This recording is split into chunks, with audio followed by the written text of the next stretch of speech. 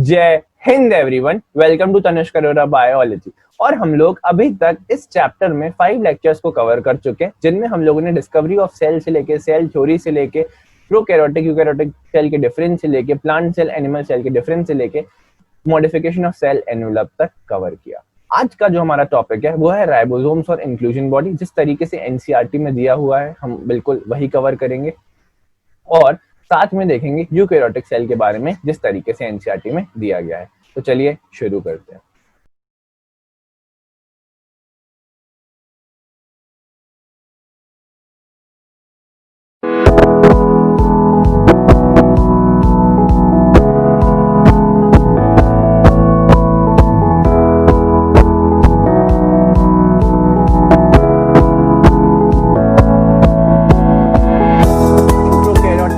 Prokaryotes, ribosomes are associated with the plasma membrane of the cell. Basically जो prokaryotes, हम prokaryotes means kingdom Monera की बात करें या फिर हम सीधे सीधे बोल देते हैं बैक्टीरिया। ठीक है ना, आप लोगों ने प्रीवियस अगर लेक्चर देखे हैं तो आपको पता होगा, नहीं देखे तो आप जाके देख सकते हैं। बैक्टीरिया हमारा पीपीएलओ, साइनोबैक्टीरिया या फिर ब्लू ग्रीन एल्गे जिसको हम बोलते हैं साइनोबैक्टीरिया। ठीक है ना, bacteria, PPLO, cyanobacteria and plasma, plasma membrane बोल रहा हूँ, सॉरी गलती हो गई। ये था हमारा, इसको हम लोग क्या बोलते हैं, साइनोबैक्टीरिया को ब्लू ग्रीन एल्गे बोलते हैं, है ना, ब्लू ग्रीन एल्गे। और जिसको मैं प्लाज्मा मेम्ब्रेन निकल गया था मेरे मुंह से, वो बेसिकली माइकोप्लाज्मा। ठीक है, ये सब किसमें आता है, हमारे प्रोकैरियोट्स में आते हैं। ठीक है, ribosomes are associated with plasma membrane of the cell. They are about 15 nanometre by 20 nanometre in size. Basically उनका साइज क्या होता है, 15 नैनोमीटर इंटू 20 नैनोमीटर। ठीक है, बाय का मतलब इंटू। बेसिकली अगर आपको डायमेंशंस बताने हो किसी चीज के तो आप ऐसे ही तो बताते हैं, तो बाय 20 नैनोमीटर। ओके, अच्छा, नैनो का मतलब मैंने आपको बताया था 10 टू द पावर -9 होता है या नहीं होता है। ठीक है, अच्छा, in size and are made up of 2 सब यूनिट। और बेसिकली राइबोसोम जो रहते हैं वो 2 सब यूनिट से मिलकर बने होते हैं। सब यूनिट्स का मतलब होता है बेसिकली जो राइबोसोम होती है उसकी 2 यूनिट्स होती हैं। ठीक है, उनको बनाने वाली इकाइयां दैट आर यूनिट्स। कौन कौन सी सब यूनिट होती है, 50s एंड 30s। ठीक है, अच्छा, अब आप सोचोगे सर 50s और 30s तो प्लस करने पर 70s होता नहीं है। देखो अभी देखते हैं, विच when present together form 70s। ठीक है, तो हम लोग ये बोलते हैं कि जो हमारे प्रोकैरियोट्स होते हैं उनमें 70s type of ribosome present होता है। किस टाइप का, 70s type of ribosome present होता है। ठीक है, अच्छा, तो फिर 70s। अब बेसिकली आप बोलोगे सर ये S किसको रिप्रेजेंट करता है, तो S करता है स्वेडबर्ग यूनिट को। किसको, स्वेडबर्ग यूनिट को। ठीक है, स्वेडबर्ग यूनिट मैं पहले भी बता चुका हूँ शायद अपने लेक्चर में ये, बट आप जान लो। ठीक है, स्वेडबर्ग यूनिट को रिप्रेजेंट करता है। बेसिकली एक सेंट्रीफ्यूगल मशीन होती है, जब आप सेल को बेसिकली एक टेस्ट ट्यूब में रखते हैं सेल को, और एक सेंट्रीफ्यूगल मशीन में ऐसे खांचे बने होते हैं। ठीक है, जिनमें आप टेस्ट ट्यूब को फंसा सकते हो। ठीक है ना, बेसिकली ऐसे लगा सकते हो। लेबोरेटरी में देखने को मिलती है हमको ये मशीन। ठीक है, और मैं आपकी कन्वीनियंस के लिए इसकी एक इमेज अभी आपको दिखाता हूँ। ठीक है, अच्छा रुकिए, बस अभी दिखाता हूँ। ये देखिए, तो अब आप देख रहे हैं आपकी स्क्रीन पे, ये है सेंट्रीफ्यूगेशन मशीन। ये देखिए, इसके अंदर ये जगह है, आपको यहाँ पर ये अलग अलग टेस्ट ट्यूब रखी हुई दिख रही होंगी, है ना। इसके अंदर ऐसे जाके टेस्ट ट्यूब फंस जाती हैं, लग जाती हैं। इस ढक्कन को क्लोज कर दिया जाता है और यहाँ से बटन ऑन कर दिया जाता है, तो सेंट्रीफ्यूगेशन स्टार्ट होता है। अब बोलोगे सर सेंट्रीफ्यूगेशन मतलब या फिर सेंट्रीफ्यूगेशन मशीन करती क्या है, तो फिजिक्स याद करो। आप लोगों ने एक फोर्स के बारे में पढ़ा हो अगर, तो उसका नाम था सेंट्रीफ्यूगल फोर्स। ठीक है, सेंट्रीफ्यूगल फोर्स, तो बेसिकली ये समझ सकते हो वो कब लगता है, जब बॉडी रोटेट करती है। कोई बॉडी जब रोटेट करती है तो सेंट्रीफ्यूगल मशीन, सेंट्रीफ्यूगल फोर्स लगता है। तो यहाँ पर ये जो मशीन है ये क्या कराती है, बॉडी को रोटेट कराती है। बेसिकली इस पूरे जो भी टेस्ट ट्यूब में सामान रखा हुआ है, पूरी की पूरी टेस्ट ट्यूब को, ये जो आपको दिख रहा है बेसिकली क्या होती जाती है, रोटेट होती जाती है, घूमती जाती है, घूमती जाती है, घूमती जाती है। ठीक है ना, चलो नाउ हम चलते हैं वापस से एनसीईआरटी की तरफ। तो ये बात आपको समझ में आई, ठीक है। तो सेंट्रीफ्यूगेशन मशीन में जब अपन डालते हैं तब क्या होता है, ये दोनों सब यूनिट्स, ये दोनों देखो सबसे पहले तो राइबोसोम अलग होते हैं। प्रोकैरियोटिक सेल को जब टेस्ट ट्यूब में किसी मीडियम में डालकर सेंट्रीफ्यूगेशन मशीन में घुमाया जाता है तो सारे कॉन्स्टिट्यूएंट अलग अलग हो जाते हैं। उनमें से सबसे पहला कॉन्स्टिट्यूएंट अलग होने वाली की बात नहीं करें, हाँ उनमें से हम बात करें कि जो राइबोसोम है वो कितनी बार घूमने पर अलग हो जाते हैं, वो हो जाते हैं 70 टाइम्स। कितनी टाइम? 70 टाइम।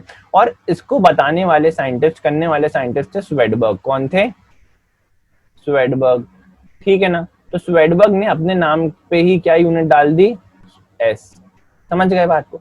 फिर उन्होंने सिर्फ राइबोसोम्स को लिया और उनको जब घुमाया तब उन्होंने देखा कि जो राइबोसोम थे उनकी दो सब यूनिट्स थी। एक हम लोग को, एक यूनिट हम लोगों को तब अलग होती हुई दिखाई दी जब अपन ने 50 टाइम्स घुमाया, और दूसरी यूनिट तब अलग होती हुई दिखाई दी जब अपन ने 30 टाइम्स घुमाया।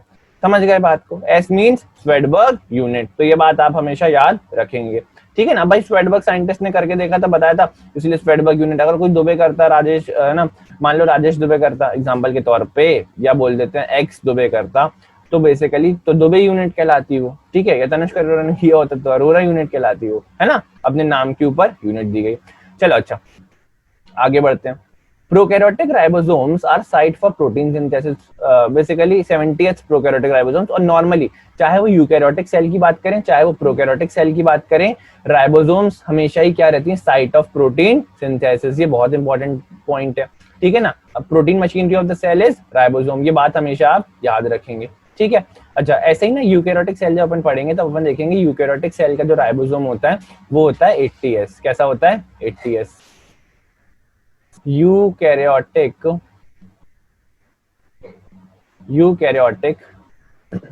सेल का जो राइबोसोम होता है वो क्या होता है? 80S। क्या होता है?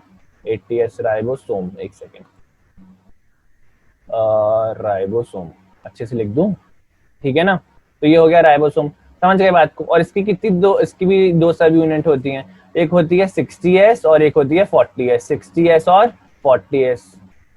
समझ गए बात को? मेरे ख्याल से समझ गए होंगे, ठीक है ना। चलो आगे बढ़ते हैं। Several ribosome may attach to a single mRNA and form a chain called polyribosome और polysome। बेसिकली क्या होता है? आरएनए, एक चीज होती है आरएनए, ठीक है, जिसको बोलते हैं राइबोन्यूक्लिक एसिड। क्या बोलते हैं? Ribonucleic acid. ये भी कहते होते हैं तीन तरीके के होते हैं, ठीक है। जब अपन आरएनए अच्छे से पढ़ेंगे तब मैं आपको इसके बारे में बताऊंगा, ठीक है। कितने तरीके के होते हैं? 3 तरीके के। कौन कौन से अभी जान लो, ठीक है। कौन कौन से होते हैं? mRNA, rRNA,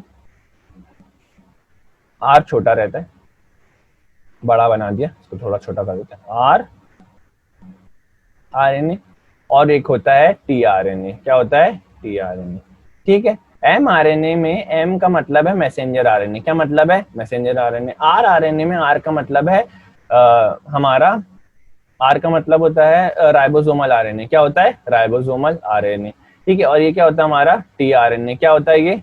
tRNA. तो जब एमआरएनए, देखो एमआरएनए ऐसा होता है जब इस पर हम लोगों को अटैच मिलते हैं ना, ऐसे करके राइबोसोम अगर अटैच होते हैं,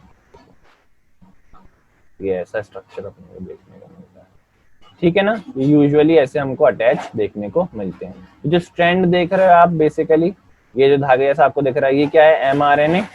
और ये जो अपना ये है, ये जो आपको दिख रहे हैं ये क्या? राइबोसोम। ये जो दिख रहे हैं ये आपको राइबोसोम दिख रहे हैं। समझ गए बात को? ठीक है ना। और इस पूरे स्ट्रक्चर को क्या बोला जाता है? पॉलीराइबोसोम्स और पॉलीसोम। क्या बोलते हैं? पॉलीराइबोसोम और पॉलीसोम। ये पूरा का पूरा स्ट्रक्चर क्या कहलाता है? पॉलीसोम। क्या कहलाता है? पॉलीसोम। देखो मैं अभी आपको एक बार यहाँ पर लिख देता हूँ अच्छे से कि ये जो पूरा स्ट्रक्चर है, देखो एक मिनट, हाँ देखो, ये तो समझ गए ना। ये तो क्या था? एक राइबोसोम है। ऐसे कई सारे राइबोसोम मिलके चेन फॉर्म कर रहे हैं। इसके ऊपर ये जो धागा दिख रहा है इस पर, ये क्या कहलाया था? mRNA, ठीक है। और इस पूरे के पूरे कंप्लीट स्ट्रक्चर को हम लोग क्या नाम दे देते हैं? पॉलीसोम या फिर राइबोसोम, ठीक है ना। क्या बोलते हैं? पॉलीसोम या फिर पॉलीराइबोसोम। तो बेसिकली इस पूरे के पूरे स्ट्रक्चर का नाम क्या है? पॉलीसोम। तो ये बात हमेशा याद रखेंगे। The ribosome of polysome translate the mRNA into protein. क्या होता है बेसिकली, जो राइबोसोम प्रेजेंट है इसके ऊपर, ये क्या करने वाले हैं, प्रोटीन को ट्रांसलेट करेंगे। अब बेसिकली देखो क्या होता है ना, दो प्रोसेसेस होती है। पहले अपने मेरा वीडियो लेक्चर देखना, 4th नंबर का देखना, ठीक है, उसमें काफी अच्छे से तुम लोगों को समझ में आएगा, पर मैं यहाँ पे बता देता हूँ, ठीक है। वो ये बता देता हूँ, दो प्रोसेसेस होती हैं, एक होती है ट्रांसक्रिप्शन, एक होती है ट्रांसक्रिप्शन और एक होती है ट्रांसलेशन। क्या होती है? ट्रांसलेशन, ठीक है। ट्रांसक्रिप्शन का मतलब है कि हमारे डीएनए से एमआरएनए का बनना। डीएनए से जब एमआरएनए बनेगा, ठीक है, जब डीएनए से एमआरएनए बनेगा, प्रोसेस क्या कहलाएगी? ट्रांसक्रिप्शन। ठीक है। जब एमआरएनए से प्रोटीन बनेगा, प्रोसेस कहलाएगी ट्रांसलेशन। हमेशा याद रखना ये, ठीक है ना, हमेशा याद रखना, प्रोसेस कहलाएगी ट्रांसलेशन। समझ गए? तो यही बोलना चाह रहे हैं कि जो राइबोसोम प्रेजेंट होते हैं ना इस स्ट्रक्चर पे, जो अभी अपन ने देखा था, जो ऐसा धागे के ऊपर ऐसे बीड्स जैसे अपीयर हो रहे थे,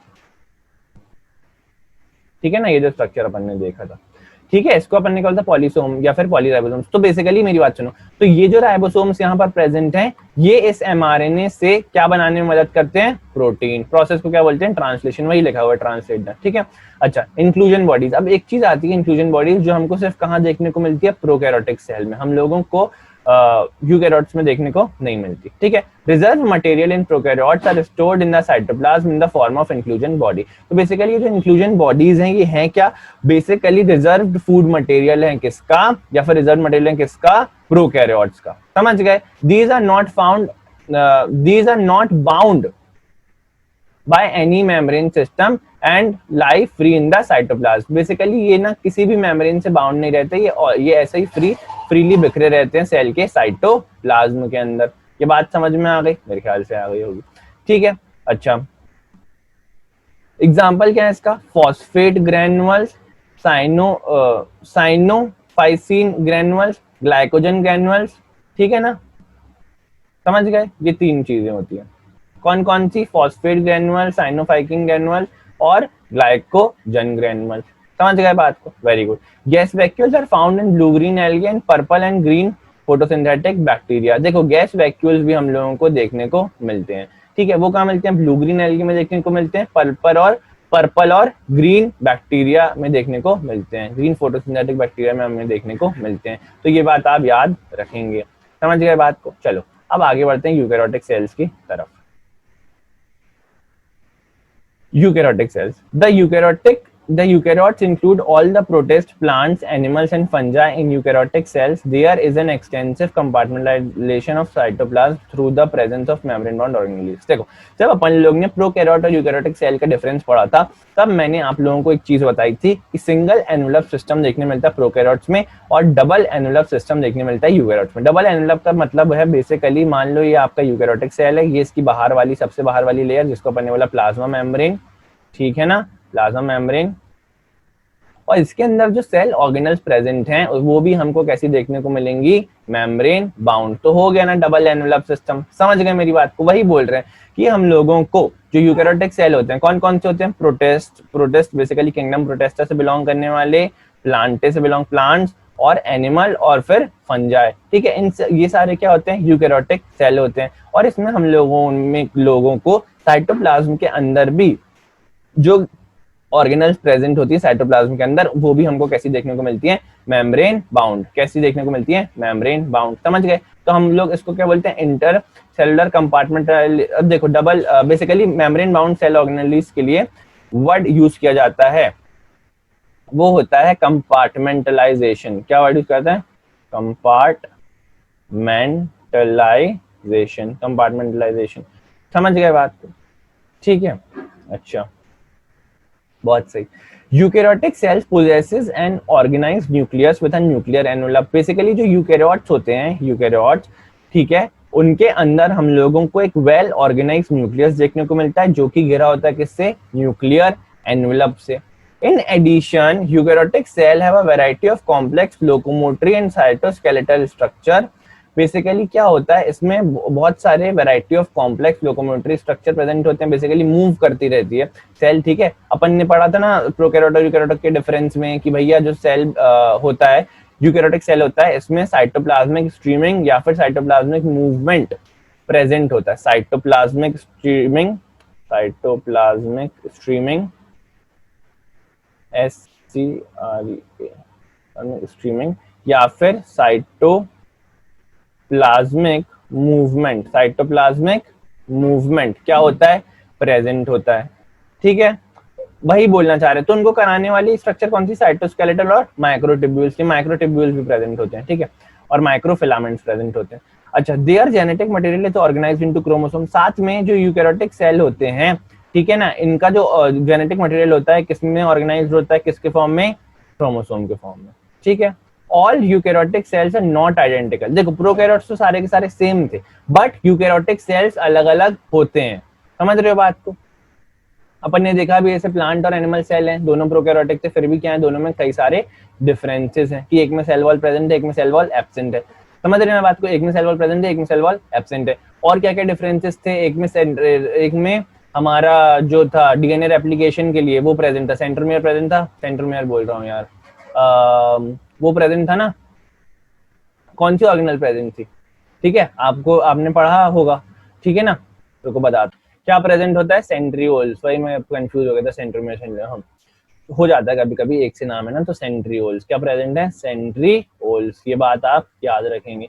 सेंट्रियोल्स उसमें प्रेजेंट होते हैं एनिमल सेल में, बट ये प्लांट सेल में प्रेजेंट नहीं होते, प्लांट में इसमें प्रेजेंट होंगे, प्लांट में प्रेजेंट नहीं होंगे, ठीक है। सेल वॉल प्लांट में प्रेजेंट होगी, सेल वॉल प्लांट में प्रेजेंट होगी, बट एनिमल में प्रेजेंट नहीं होगी, एनिमल सेल में प्रेजेंट नहीं होगी, ठीक है। और भी कुछ कुछ डिफरेंसेस होते हैं, क्लोरोप्लास्ट वगैरह है वो हमको प्लांट में देखने को मिलता है और एनिमल सेल में देखने को नहीं मिलता है।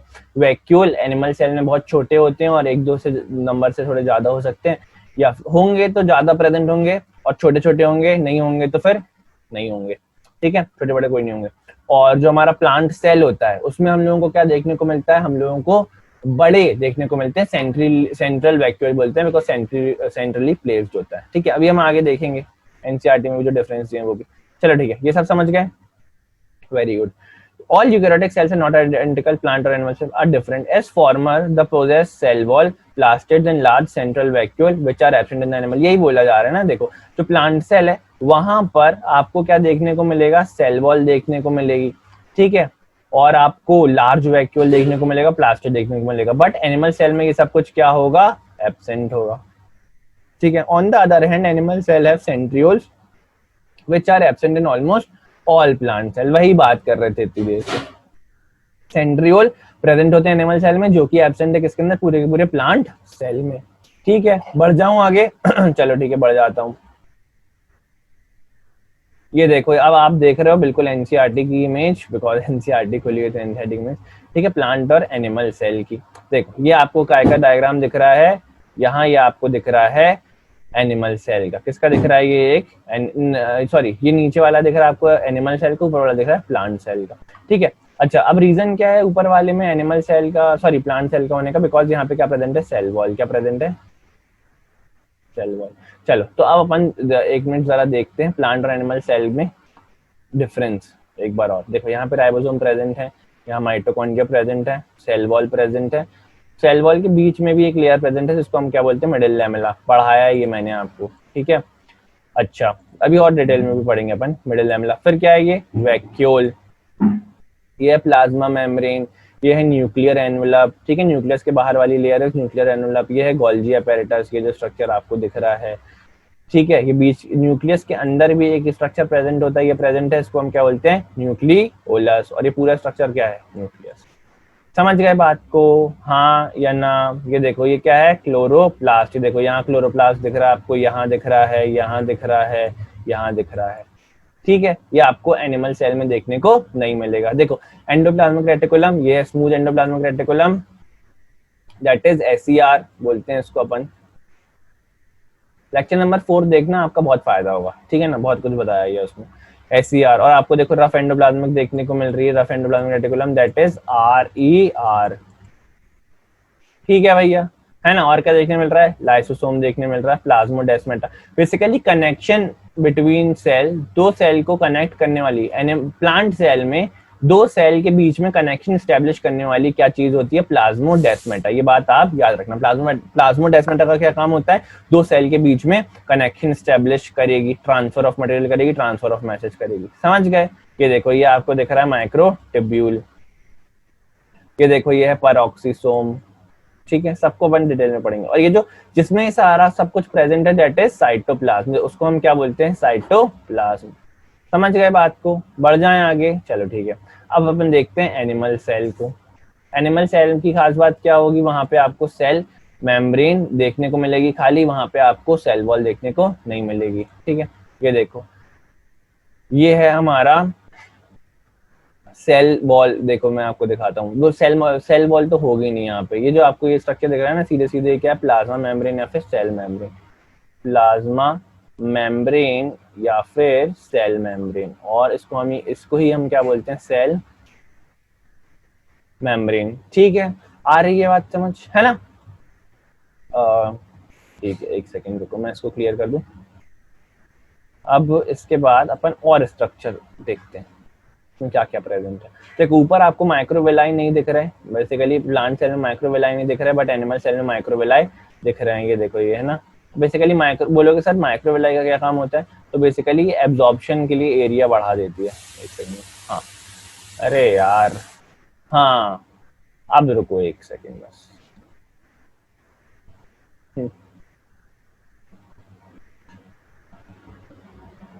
लो,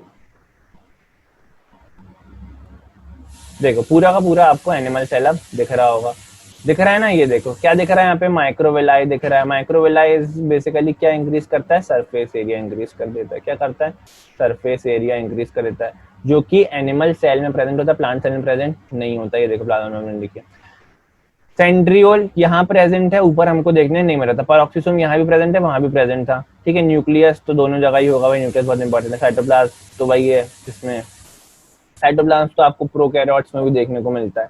ठीक है ना। अच्छा, इसमें भी आपको न्यूक्लियोलस देखने को मिलेगा, न्यूक्लियर एनवलप देखने को मिलेगी। स्मूथ एसिया, smooth endoplasmic reticulum, basically SER और RER, that is rough endoplasmic reticulum, दोनों देखने को मिलेगी। ट्राइबोसोम भी देखने को मिलेंगे, माइटोकॉन्ड्रिया भी देखने को मिलेगा। बस जो स्ट्रक्चर वहां पे प्रेजेंट है वो है हमारा सेल वॉल, क्लोरोप्लास्ट और सेल और क्या था हमारा, क्लोरोप्लास्ट और plastid. Plastid is a type of basically chloroplast are the types of plastid. ठीक है, प्लास्टिड ही तीन तरीके के होते हैं, आगे हम पढ़ेंगे प्लास्टिड जब डिटेल में, वो हमको देखने को मिल रहा था।